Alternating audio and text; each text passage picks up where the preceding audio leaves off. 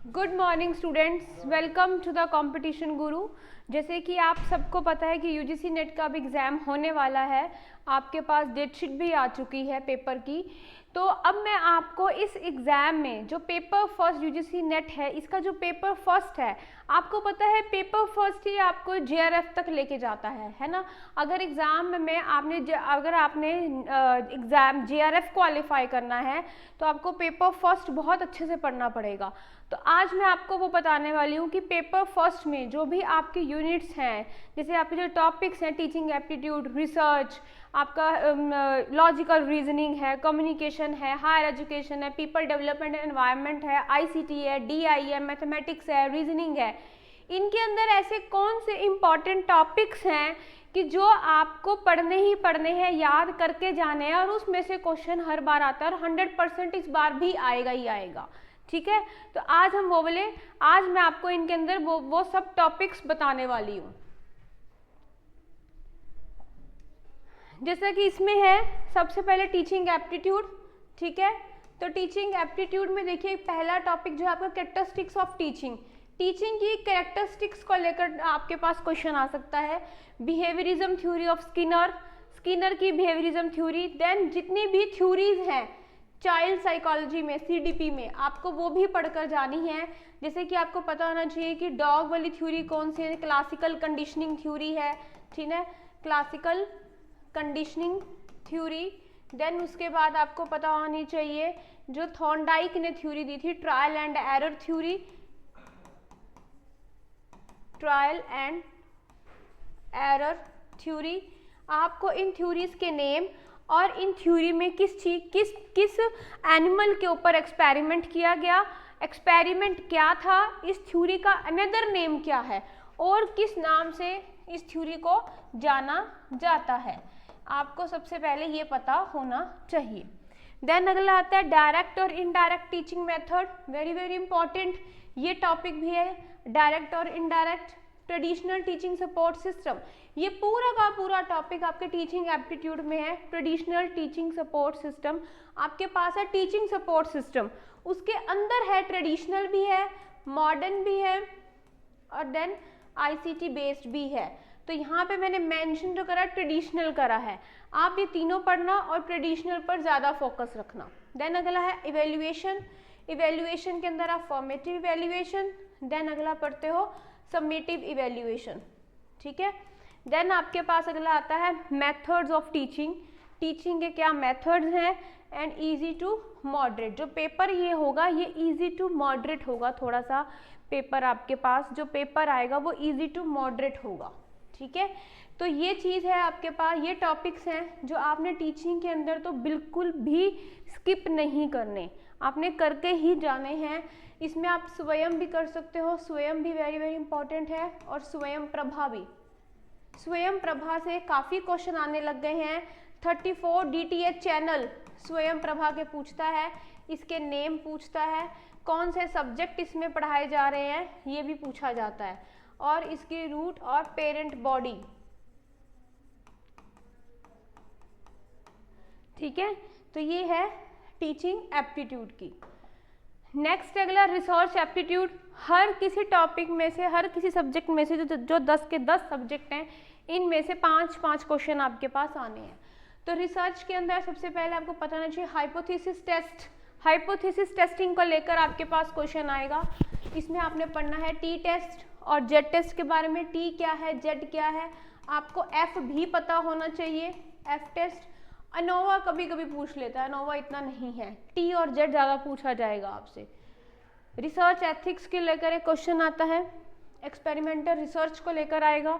Positivism और post positivism very very important, इससे हर बार question आता है और इस बार भी आएगा। एपीए स्टाइल आपसे पूछा जाता है। रिसर्च, इंडिया में जो रिसर्च लिखी जाती हैं वो एपीए स्टाइल में लिखी जाती हैं, फॉरेन में एमएलए स्टाइल में होती हैं, लेकिन इंडिया में जो लिटरेचर में रिसर्च लिखी जाती है वो एमएलए स्टाइल होता है। ठीक है, अगला है क्वांटिटेटिव एंड क्वालिटेटिव रिसर्च, यानी कि रिसर्च की टाइप्स ऑफ रिसर्च, यहाँ से आपको ये पढ़ के जाना है। Thesis and article writing, application of ICT, तो ये एप्लीकेशन ऑफ आईसीटी भी आपने पढ़ना है।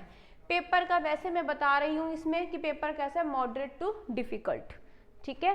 तो आपने ये वाले टॉपिक्स रिसर्च के पढ़ने हैं।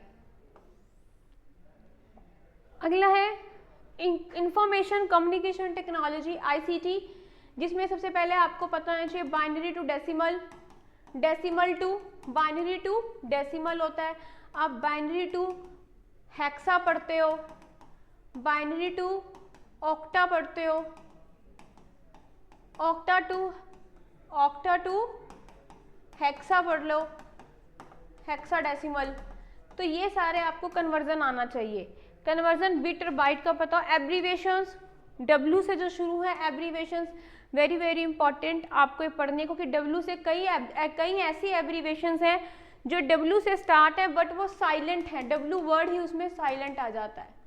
क्रोनोलॉजी आपको पढ़नी है, video conferencing, super computer, hierarchy, wireless technology के बारे में पढ़ना है आपको, FTP file transfer protocol, virtual learning, ये सारा आपको आईसीटी के अंदर पढ़ना है। Memory of computer, data interpretation, जिसके अंदर आपके पास 5 क्वेश्चन आ जाते हैं, जिसमें सबसे ज़्यादा क्वेश्चन जो आता है रेशो प्रपोर्शन में से आता है, एवरेज में से आ जाता है, ज़्यादा से ज़्यादा क्वेश्चन। अगर पेपर थोड़ा टफ या थोड़ा डिफिकल्ट हो जाता है, मॉडरेट से ज़्यादा चला जाता है, तो वहाँ पर क्वेश्चन आपके पास परसेंटेज को लेकर आ जाता है, ठीक है। नहीं तो एवरेज और रेशियो प्रपोर्शन से क्वेश्चन जरूर आता है डाटा इंटरप्रिटेशन में। अगला है कम्युनिकेशन, जिसके अंदर आपको टाइप्स ऑफ कम्युनिकेशन पढ़ना है। टाइप्स ऑफ कम्युनिकेशन में पहला टॉपिक मैंने डाला नॉन वर्बल कम्युनिकेशन आपको पढ़ना है। नॉन टाइप्स ऑफ कम्युनिकेशन में सारी तरह की कम्युनिकेशन आ जाएंगी, नॉन वर्बल, वर्बल, ठीक है, इंटरपर्सनल, इंट्रापर्सनल, ये सारी कम्युनिकेशन इसके अंदर आ जाती है। देन इसके बाद आप पढ़ोगे कैरेक्टरिस्टिक्स ऑफ कम्युनिकेशन की क्या कैरेक्टरिस्टिक्स हैं, मॉडल्स ऑफ कम्युनिकेशन, बैरियर्स भी पढ़ोगे। अब बैरियर्स जो हैं, बैरियर्स को सॉल्व करने के जो मेथड हैं, मेथड भी आप पढ़ के जाओगे, मेथड्स ऑफ कम्युनिकेशन, मेथड्स, ठीक है।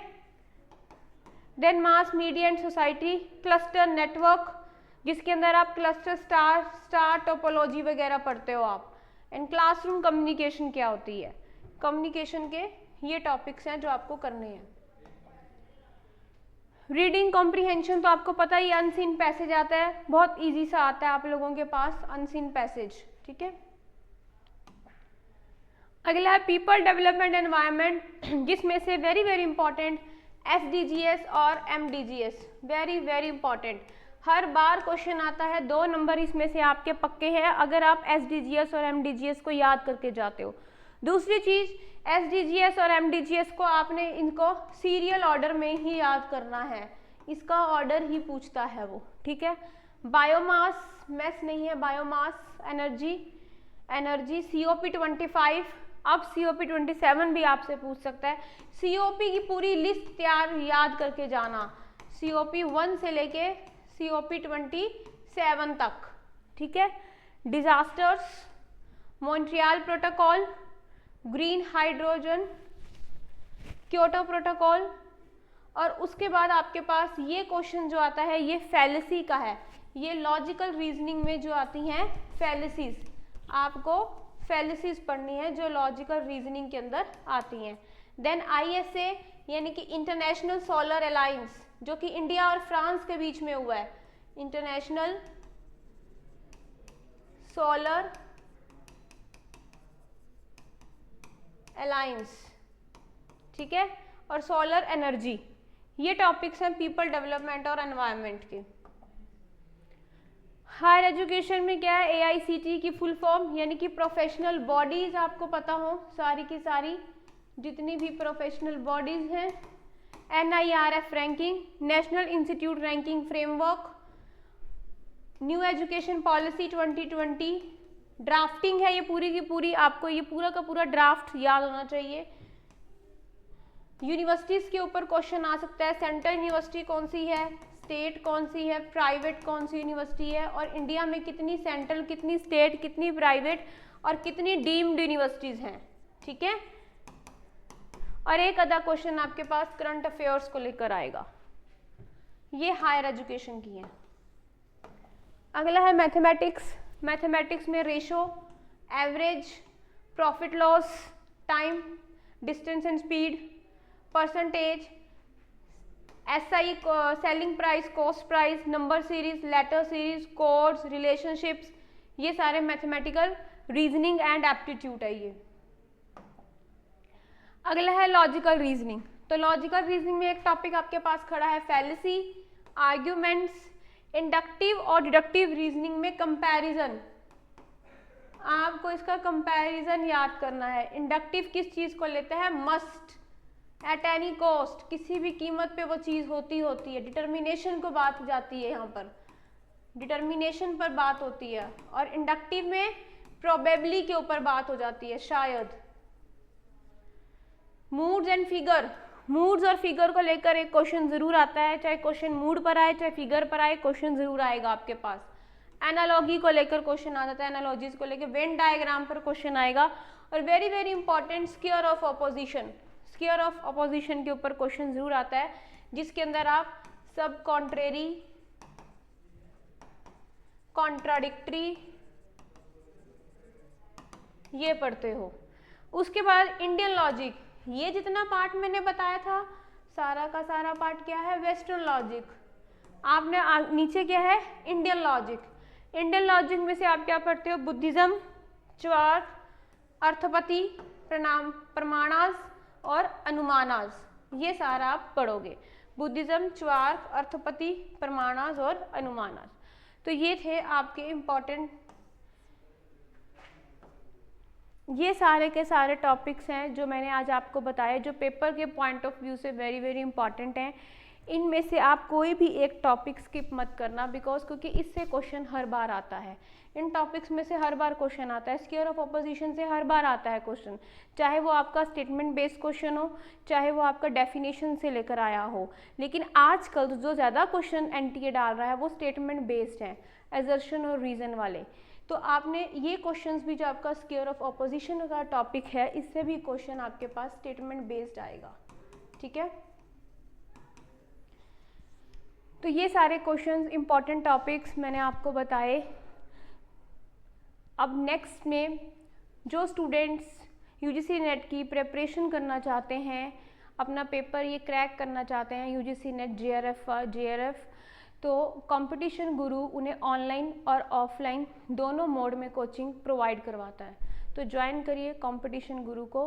तो ये आपको ऑनलाइन ऑफलाइन दोनों मोड में कोचिंग देगा, आपको स्टडी मटेरियल देगा, रिकॉर्डेड क्लासेस आपको मिलेंगी, लाइव बैच आपको मिलेगा, आपको हर चीज़ यहाँ से प्रोवाइड होगी, ठीक है। Okay, thank you.